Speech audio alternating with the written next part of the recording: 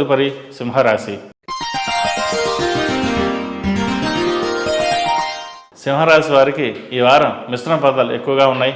సమాజంలో నిజాయితీ అక్కడక్కడ ఉందని తెలుసుకుంటారు.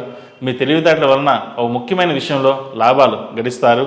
అందులో మీకన్నా మీ సహోద్యోగులు ఎక్కువ లాభపడడం మీ అసంతృప్తికి కారణమవుతుంది.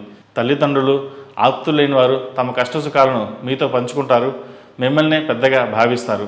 కొన్ని సందర్భాలలో చేసిన తప్పులు బయటపడకుండా మౌనం వహిస్తారు. కొంతకాలం సహనం పాటించడం మంచిది. ఉద్యోగంలో శ్రమ ఎక్కువ అవుతుంది. సహోద్యోగులతో ఇబ్బంది వాతావరణం గోచరిస్తోంది.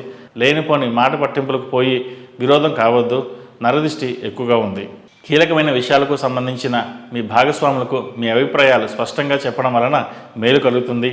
మీ ఆశలను, ఆశయాలను సాధించుకోగలుగుతారు. ప్రభుత్వపరంగా రావాల్సిన లావాదేవీలు కలిసి వస్తాయి. ఖర్చులను అదుపులో పెట్టుకోండి. అధికంగా ఖర్చు పెట్టి తర్వాత ఇబ్బంది పడవద్దు.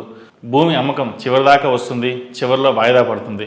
అయితే అధైర్యపడవద్దు. ప్రథమార్థం కంటే ద్వితీయార్థంలో సానుకూల పడతాయి. రాజకీయ సంబంధమైన స్నేహాలు, పరిచయాలు వృద్ధి చెందుతాయి.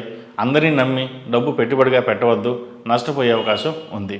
కొంతమంది స్త్రీలు మిమ్మల్ని ఇబ్బంది పెట్టడానికి దుష్ప్రచారం చేస్తారు. వాళ్ళకి దూరంగా ఉండండి. సంతాన విషయంలో ప్రత్యేక శ్రద్ధలు తీసుకుంటారు. విద్యాపరంగా వారి పురోగతి బాగుంటుంది. మిమ్మల్ని అభినందించిన వారందరినీ మీ వారుగా భావించి మురిసిపోతారు. ఆ అభినందనల వెనక ఉన్న ఆంతర్యం ఏమిటో గ్రహించగలిగితే మంచిది. ఈ వారం ప్రథమార్థం కంటే ద్వితీయార్థం బాగుందని చెప్పవచ్చు. ఈ రాశిలో జన్మించిన వారికి కలిసి వచ్చే సంఖ్య నెంబర్ 1, కలిసి వచ్చే దిక్కు తూర్పు, కలిసి వచ్చే రంగు తెలుపు. ఈ రాశి వారు ప్రతిరోజు ప్రతినిత్యం ఓం నమో నారాయణ ఉత్తులతో దీపారాధన చేయడం, అలాగే అమ్మవారికి ఆరావళి కుంకుమతో పూజ చేయడం చెప్పదగిన సూచన. ఈ రాశివారు కాలభైరవ రూపు ధరించండి. మంచి ఫలితాలు సంప్రాప్తిస్తాయి.